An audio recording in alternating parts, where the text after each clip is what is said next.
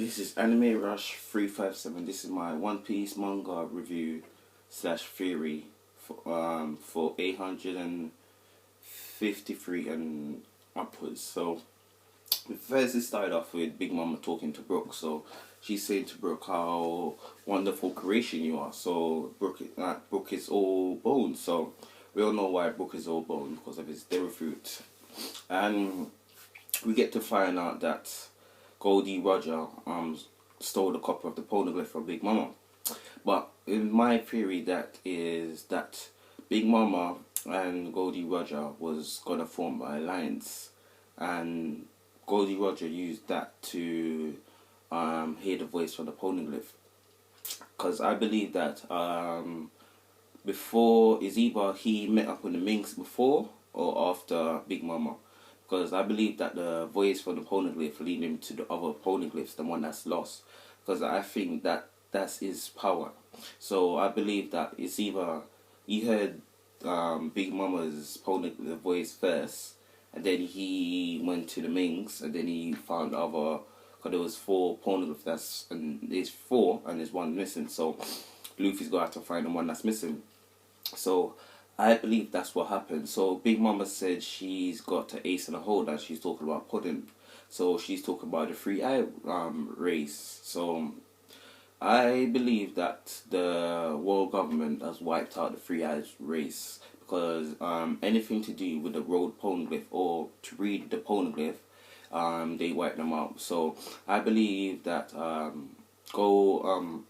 Monkey D. Grop, Sengoku and Vice, Zeph and Zeph.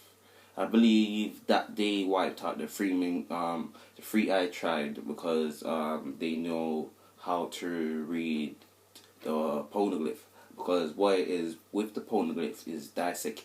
You could translate it, but you have to dissect the code, because Nico Ramen is an archaeologist. So what they do is like dissect codes. So I believe that Puddin may have awakened this ability, but I think Puddin's ability, what the 3-eye ability was, kind of to see into the future and to see what's there from what's not there, because they could translate stuff.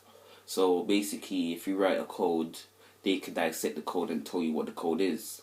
So I think this is why we don't see Puddin's dad about, because if that's the case, Big Mom wouldn't have kept around Puddin's dad. So I believe that the world government is either Monkey D. Grab. When Big Mama said, when Luffy was talking to Big Mama on Fishman Island, she said Monkey D.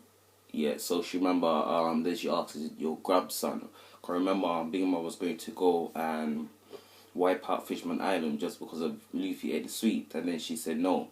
So I believe that through Monkey D. Gruff wiped out her way to get to Raftel, she was gonna take her anger on Luffy, and Luffy anger up even more. So I believe that's what it is, and I believe that Big Mama hates all these, because if that's the case, that Goldie Roger betrayed her and copied the road poneglyph and went to Raftel, and Monkey D. Grop wiped out the 3-eye tribe. So I think Big Mama really hates Monkey D. Luffy. So I believe that maybe he's Puddin asked to speak to Big Mama. So I believe that Puddin's gonna try to convince. I've seen a theory that Killer Lightning done, that he said Puddin is half evil and half good. I believe that's the case, because with Puddin you could kind of see when she saw Brooke, you say, oh, he made it this far. Kind of seemed like she was worried that something's going against the plan. So I believe that Puddin is kind of half evil and half good. Was I think when she opened the 3rd eye, kind of take over a bit. So yeah, and with Luffy, Nami, I'll be saying to stop sleeping on Chopper. Chopper came and saved Pedro from just the nick of time. Because we see that Pedro and Chopper planned this together. So I told you, don't sleep on Chopper. Chopper is the one that's going to save all of them. But let's go into it. Then Chopper resold carrot drawing. You can look kind of girlish. I'm thinking that don't look like Luffy. That definitely don't look like Sanji. I don't know how the mirror is picking this up, but okay. So they say they see Nami, the curly hair girl, running with Jinbe. So they're going to pick up Nami and Jinbe, and they're forgetting about Caesar. But they had to get Caesar because Nami remembers Caesar. And so I believe that Nami and Jinbe is gonna go into the mirror world, and then they're gonna form a plan, and then they're gonna see that Luffy is not in the castle no more. So Nami's gonna say he's gonna go back to the same spot. Then they're gonna go there, and Luffy's not going to move no matter what. So they're gonna try to go back to try get to Sanji and Caesar, because I think Caesar is not going to be so much people around him. I think all of this is going to go down on the wedding day. So I believe that Caesar, all of this is going to go down on the wedding day, and Brooke is going to go into. I believe that Big Mom is going to keep Brooke on her for the whole time, because she's fascinated with Brooke. Brooke is like a toy to her, so she's going to keep Brooke with her through the whole time. So this conversation that Puddin and Big Mom is going to have, I think Brooke's going to hear the whole conversation. So, and Luffy and Sanji is going to meet up somehow, because Sanji is going to go to and say they want to kill this family, and somehow Sanji and Luffy are going to go back and say they have to save Reiju. I don't see no way Sanji's letting Reiju die. Sanji is too much of a gentleman to let a woman die for his sake.